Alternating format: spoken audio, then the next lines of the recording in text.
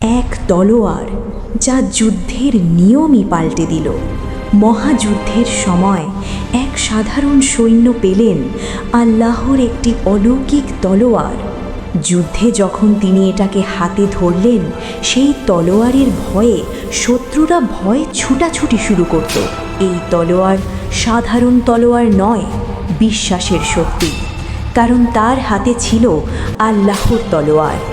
এর ধারায় ছিল শক্তি যা অন্য যে কোনো অস্ত্রকে হার মানাতো।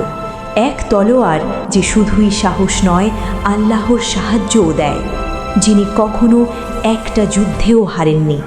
শত শত যুদ্ধ পারস্য রোমান সাম্রাজ্যকে হারিয়েছেন। যুদ্ধের সময় রোমান সেনাপতি এই সাহসী যোদ্ধাকে জিজ্ঞেস করলেন, আল্লাহ কি আকাশ থেকে তলোয়ার পাঠিয়েছেন?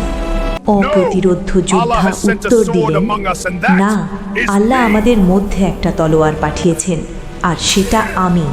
স্বয়ং রসুল্লাহ সাল্লাল্লাহু আলাইহি ওয়াসাল্লাম তাকে বলেছিলেন সাইফুল্লাহ, আল্লাহর তলোয়ার। তিনি হলেন হযরত খালিদ বিন ওয়ালিদ রাদিয়াল্লাহু আনহু। হযরত খালিদ বিন ওয়ালিদ রাদিয়াল্লাহু আনহু অপরাজেয় যোদ্ধা।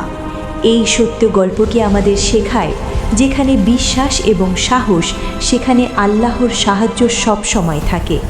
আপনি কি বিশ্বাসের শক্তিকে অনুভব করেছেন? কমেন্টে জানান। আর হ্যাঁ, আল্লাহর তলোয়ার খালিদ বিন ওয়ালিদ রাদিয়াল্লাহু আনহু সম্পর্কে আরও জানতে লাইক প্লাস সাবস্ক্রাইব করুন।